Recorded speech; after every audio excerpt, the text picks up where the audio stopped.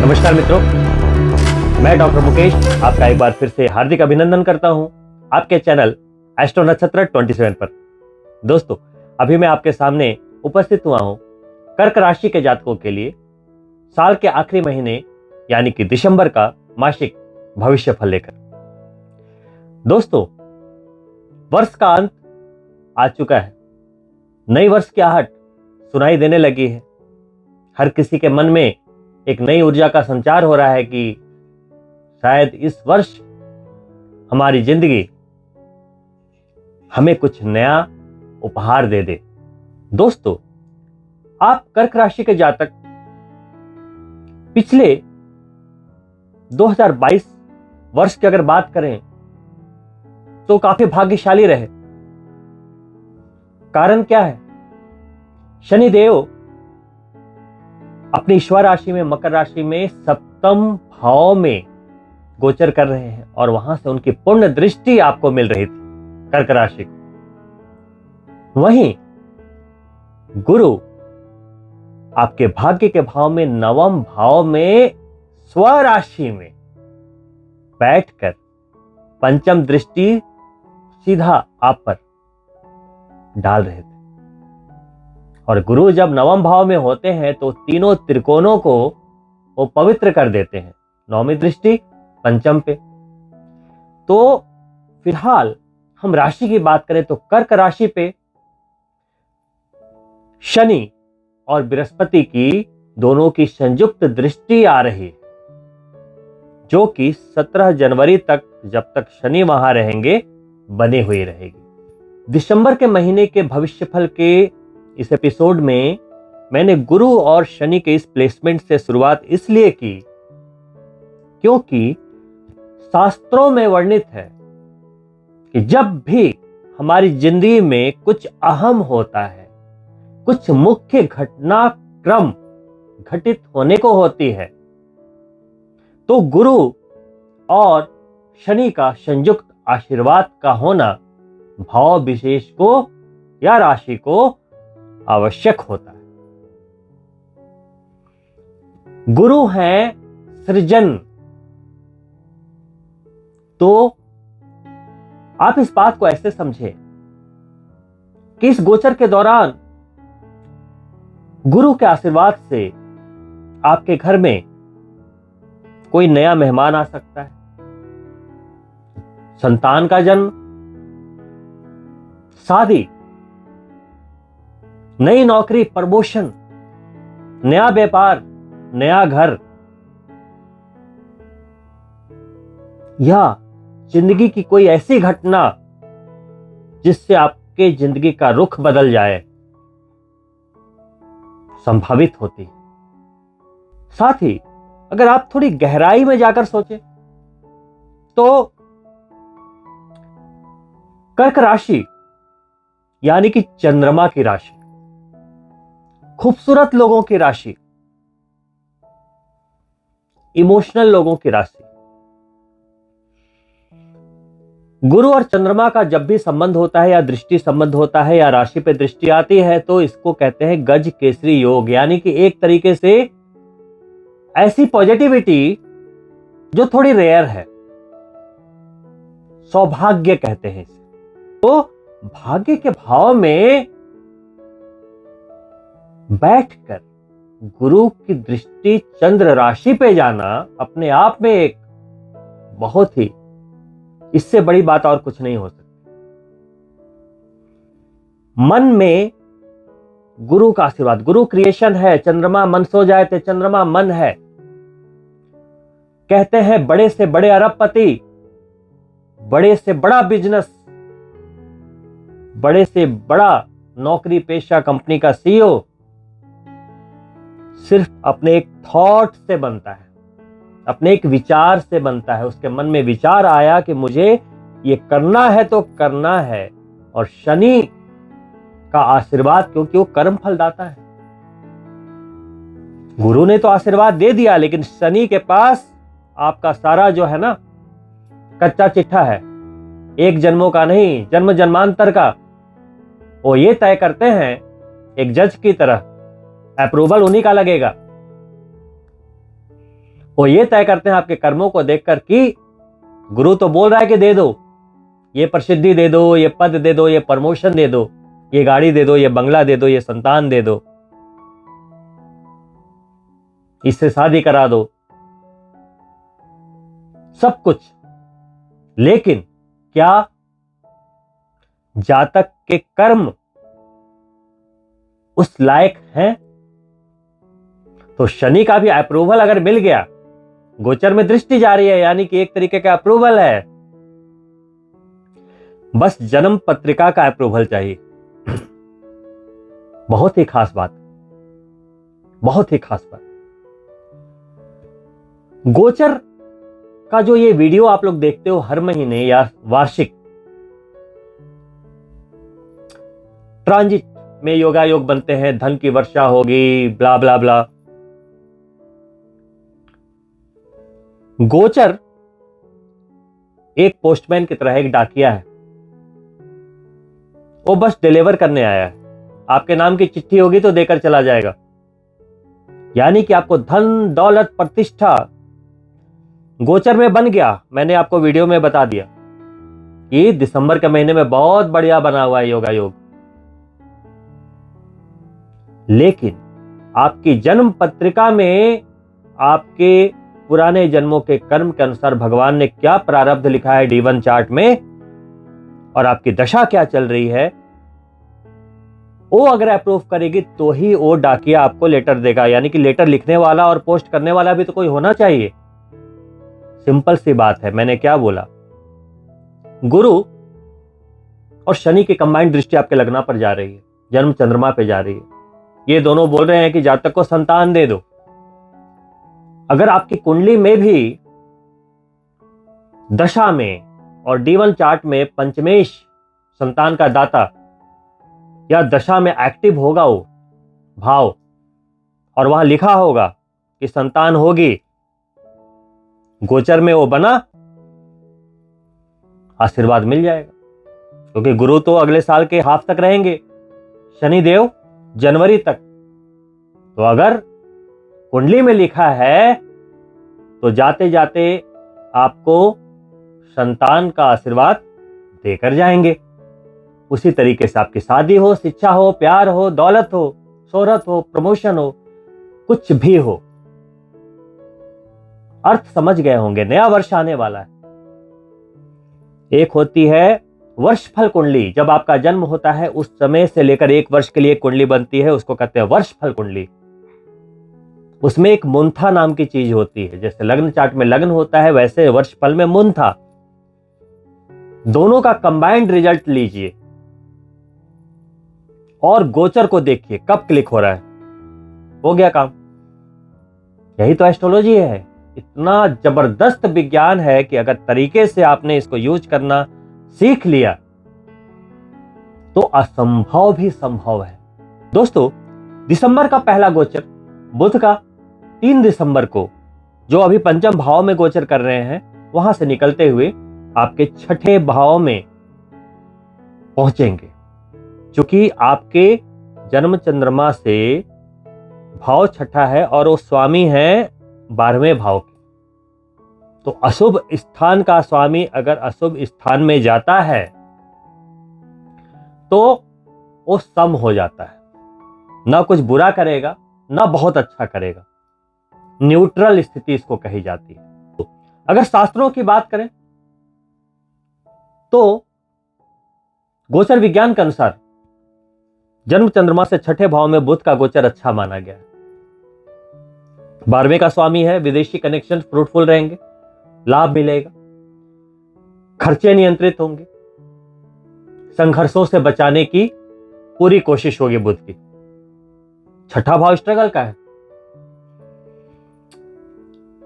हर चीज में स्ट्रगल है।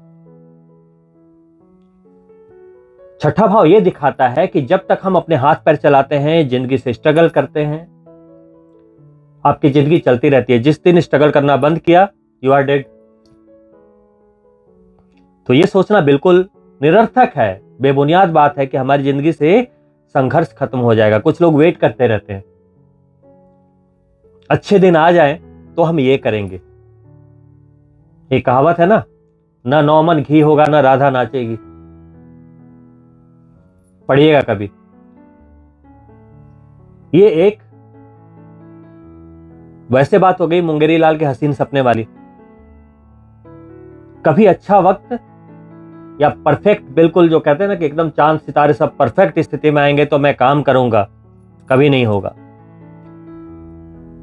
आज अभी आप जैसे हैं, अच्छा काम करने के लिए वही सबसे परफेक्ट टाइम होता है। इस बात को जो जितनी जल्दी समझ जाता है, जीवन पथ पर, सफलता के पथ पर आगे बढ़ता चला जाता है। वही दिसंबर के महीने का जो दूसरा गोचर है वो आपके लाभ के स्वामी, एकादश भाव के स्वामी का और चतुर्थेश का। 5 दिसंबर को वो भी धनु राशि यानी कि आपके छठे भाव में गोचर करेंगे, जिनका गोचर शास्त्रों के अनुसार छठे भाव में अच्छा नहीं माना गया है। इनकम के स्वामी के छठे भाव में जाना ये कहता है कि कहीं ना कहीं किसी विरोधाभास के कारण,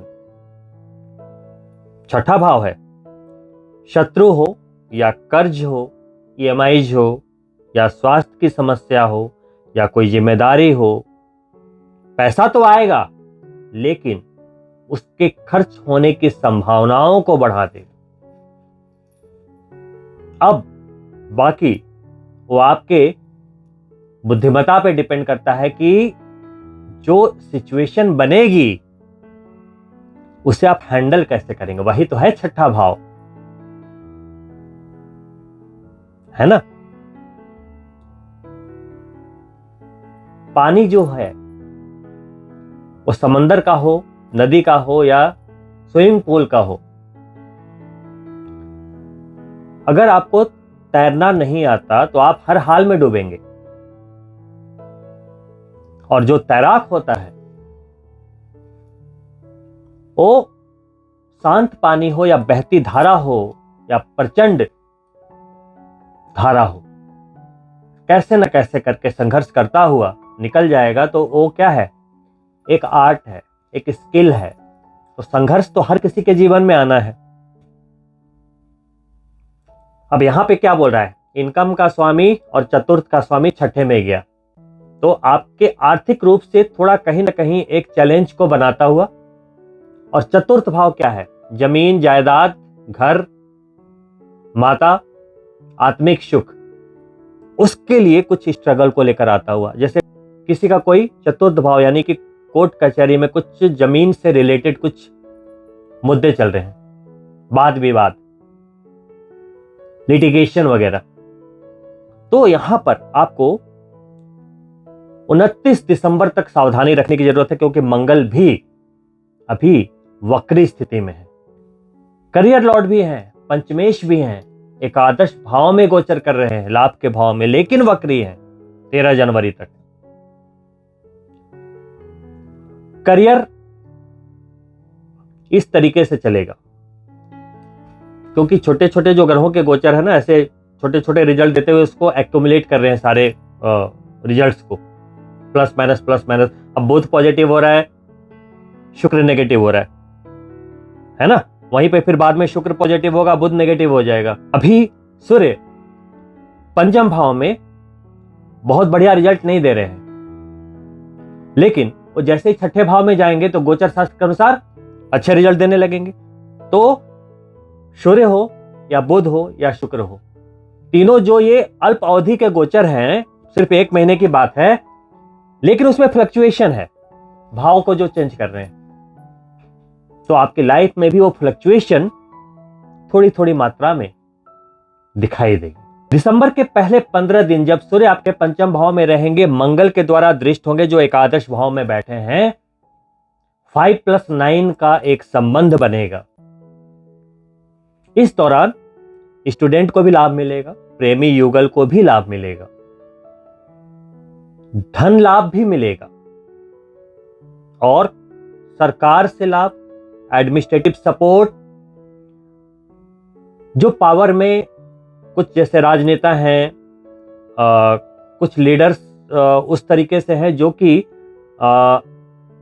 पावर में तो नहीं है लेकिन उनके साथ जुड़कर काम कर रहे हैं, कुछ सरकारी टेंडर्स वगैरह के कार्य से जुड़े हुए हैं।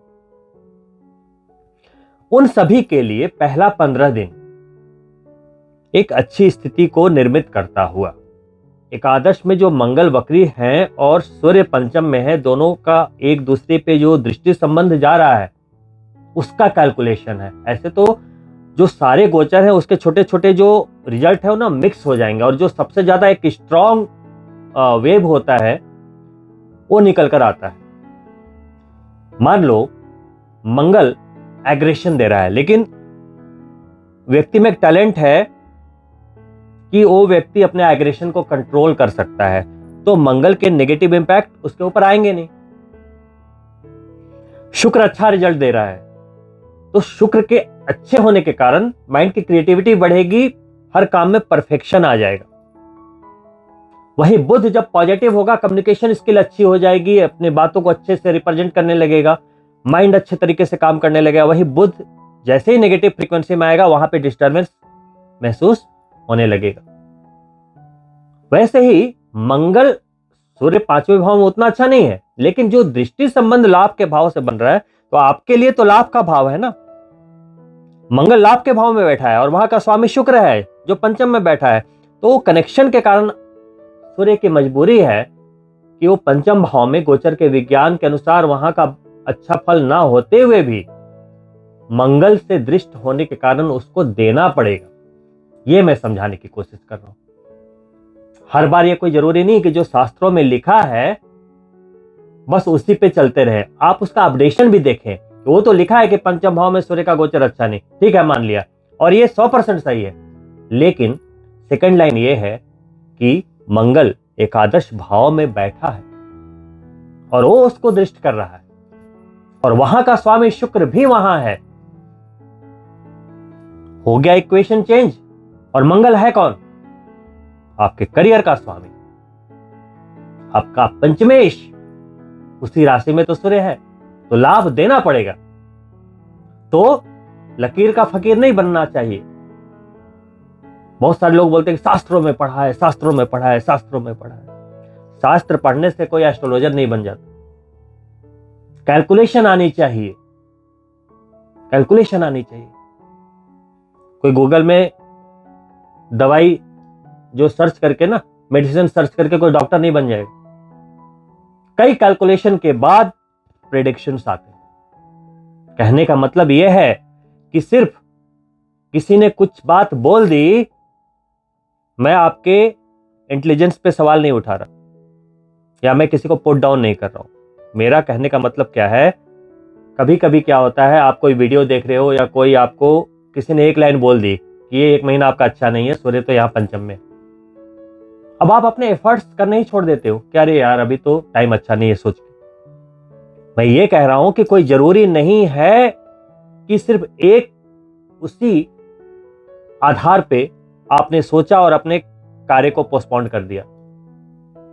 आपको यह भी देखना पड़ेगा कि आपके करियर का लॉर्ड, आपका पंचमेश एकादश भाव में बैठा है, दृष्ट कर रहा है अपनी ही राशि को, तो वहां इक्वेशन चेंज हो गया। बहुत सारे लोगों में एक हवा है 7.5 7.5 लेकिन मैं आपको एक सच बताता हूं, 100% लोगों में 40% लोगों को ही 7.5 में समस्याएं आती है। 60% लोगों को 7.5 एकदम परिवर्तित करके सोना बना के जाती है। कुंडली के 7.5 वाले पेज में देखना, किसी में सम होगा, किसी में शुभ होगा, किसी में अशुभ होगा।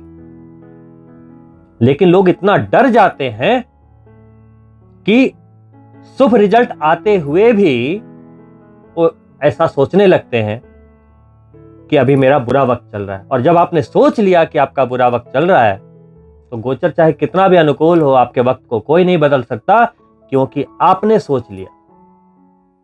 अगर आपने सोच लिया कि आप गरीब हो, आपके पास पैसे नहीं हैं, ज्यादा पैसे नहीं हैं, आप इस गरीबी से लड़ नहीं सकते, आप अपनी स्थिति को इंप्रूव नहीं कर सकते, या करना चाहते थे, कर करके थक गए, कुछ रास्ता नहीं नजर आ रहा और आप हार मान के बैठ चुके हो, तो आप सच सोच रहे हो, फिर आप कभी नहीं आगे बढ़ सकते। लेकिन अगर आपने ही मान लिया कि नहीं, चाहे जो हो जाए, मैं इस निर्धनता की बेड़ी को तोड़ दूंगा, तो आप ही वो व्यक्ति होंगे जो तोड़ देंगे। कहते हैं ना, मन के हारे हार है, मन के जीते जीत। दुनिया में हर कोई यहां से जीतता है। गोचर परफेक्ट हो ना हो, कुंडली देखिए, वर्षफल देखिए, कोशिश कीजिए। एस्ट्रोलॉजी में मेहनत करनी पड़ती है, ग्रहों को शुभ बनाना पड़ता है। सकारात्मक ऊर्जा और नकारात्मक ऊर्जा का खेल है पूरा का पूरा जो एस्ट्रोलॉजी है। घर में ऊर्जाएं होती हैं। अब दीपक क्यों जलाते हो घर में? ओम स्वास्तिक का चिन्ह क्यों लगाते हो? तुलसी क्यों लगाते हो? घर में सुगंधित वातावरण क्यों रखते हो? प्रकाश क्यों रखते हो? सब कुछ एनर्जी से जुड़ा है। इसे जो मैनेज करना सीख गया, वो सब कुछ सीख गया। सकारात्मक ऊर्जा को बनाना पड़ता है और नकारात्मक ऊर्जा खुद आ जाती है। दोस्तों, वही राहु आपके करियर के भाव में, आपके करियर के लॉर्ड को तो मजबूती दे ही रहा है, आपके करियर के भाव को भी सत ही मजबूती दे रहा है। राहु कोई ग्रह तो है नहीं, मैग्नेटिक फील्ड है। कहते हैं कि जिस राशि में बैठता है उसके गुण को ले लेता है, उसके गुण को बढ़ा देता है। तो आपका जो मंगल है वो आपका क्या है? Career Lord. राहु कहां बैठा है? दशम में। दशम में कौन सी राशि लिखी हुई है? नंबर 1, मेष राशि। यानी कि मंगल हो गया आपके करियर के लॉर्ड, और राहु आपके करियर को मजबूती दे रहा है और मंगल के पावर को भी बढ़ा रहा है। और मंगल अभी आपके लाभ के भाव में गोचर कर रहे हैं। प्रयास करते जाना है, लाभ ही लाभ होगा। तो गोचर के अनुसार सूर्य का गोचर छठे भाव में अच्छा, मंगल और बुध का गोचर भी अच्छा। सिर्फ शुक्र का गोचर अभी आपके लिए उतना अनुकूल नहीं है। शनि और बृहस्पति आपको संयुक्त दृष्टि दे ही रहे हैं, तो दिसंबर के महीने में हर तरह से एक बिल्कुल सामंजस्य बनाता हुआ महीना। कोई बड़ी घटना नहीं होने वाली है। जो जैसे चल रहा है वैसे चलता रहेगा। कोई चिंता करने की आवश्यकता नहीं है। नुकसान से ज्यादा लाभ के लिए ये गोचर सपोर्ट करता हुआ। लेकिन पुनः याद दिला दूं, नया साल आ रहा है और सब कुछ डिपेंड करता है आपके जन्म पत्रिका पर, और अगला वर्ष डिपेंड करता है वर्ष कुंडली पर। तो अपनी पत्रिका, अपनी सफलता के लिए एक बार अवश्य साल आने के पहले अपनी प्रायोरिटी लिस्ट में लिखकर चेक करवा लें। इससे आपको ही लाभ होगा। और अंत में दोस्तों, आपके एकादश भाव का, यानी कि जीवन में हर तरह के लाभ का जो स्वामी हो कौन है? शुक्र। और आपके चतुर्थ भाव का, यानी कि जितने भी हमारे भौतिक सुख संपदाएं हैं, घर गाड़ी बंगला, उसका स्वामी कौन है? शुक्र। वहां का स्वामी होते हुए पहले पंचम में, फिर छठे में जैसे ही आएगा मंगल एकादश में, तो वहां से 8वीं दृष्टि में भी वो पूरा का पूरा महीना रहने वाला है। तो उसकी मजबूरी है आपको लाभ देना, हर तरह के स्ट्रगल से बचाना। जैसे बुध वहां पे जाके वो कर रहा है काम, सूर्य भी छठे भाव में जाकर वही करने वाला है। आपके हर तरह के दुश्मनों को, प्रत्यक्ष अप्रत्यक्ष दुश्मनों को नष्ट करेगा 15 दिन तक, दिसंबर के लास्ट 15 दिन और जनवरी के मकर संक्रांति के पहले तक। अब चूंकि मंगल शारीरिक ऊर्जा है, शुक्र आपकी प्राण शक्ति है। जब भी मंगल की दृष्टि शुक्र पे आती है या शुक्र और मंगल का संबंध होता है, व्यक्ति जुनून से भर जाता है। व्यक्ति के बेईमान संबंधों को, अनैतिक संबंधों को बढ़ावा देता है। यहां पर बचने की आवश्यकता है। जिनकी कुंडली में आप देखेंगे मंगल और शुक्र की युति है और 10 डिग्री के अंदर उनकी जो समीपता है 12वें भाव से संबंध है, उनका मल्टीपल टाइम अनैतिक संबंध होता ही होता है। लेकिन अभी गोचर में वो फलित हो रहा है। अगर आपकी कुंडली में वो नहीं है तो वो हैपन नहीं होगा, जैसा मैंने स्टार्ट में बताया। लेकिन वो आपके अंदर एक जोश और जुनून भरेगा जो आप अपने प्रोफेशन में यूज कर सकते हैं, अपने लक्ष्य को पाने में कर सकते हैं। लाभ तो हर तरह से मिलेगा। तो मंगल और शुक्र का कनेक्शन हर तरह से आपके एकादश भाव से जुड़ा हुआ है, लाभ से जुड़ा हुआ है। तो ये दिसंबर का महीना, अगर पूरे दिसंबर के लिए आपको कीवर्ड मैं आपको बता दूं तो आपके लिए है हर तरह से प्रॉफिट, चाहे वो बिजनेस हो, नौकरी हो, प्रेम संबंध हो, शिक्षा हो, हर तरह से लाभ के संकेत। इन्हीं शुभकामनाओं के साथ कि दिसंबर का महीना आपको लाभ ही लाभ दे।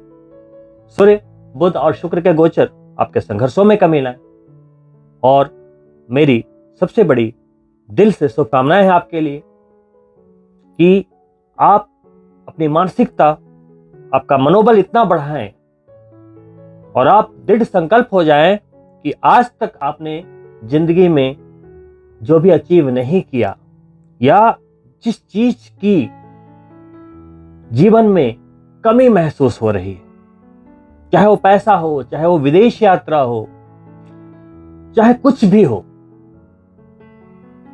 2023 में हर हाल में हासिल करेंगे। या कोई साथ दे या ना दे, इसके लिए आपको इनिशिएटिव लेना पड़ेगा। दोस्तों, आपसे निवेदन है कि अगर आप मेरे चैनल को पहली बार देख रहे हैं तो सब्सक्राइब करना ना भूलें और अगर आपको ये वीडियो अच्छा लगा हो तो लाइक करना ना भूलें और अपने मित्रों के लिए शेयर भी अवश्य करें। बहुत ही जल्द मिलता हूं 2023 वर्ष के भविष्यफल के साथ। तब तक के लिए दोस्तों इजाजत चाहूंगा। नमस्कार मित्रों।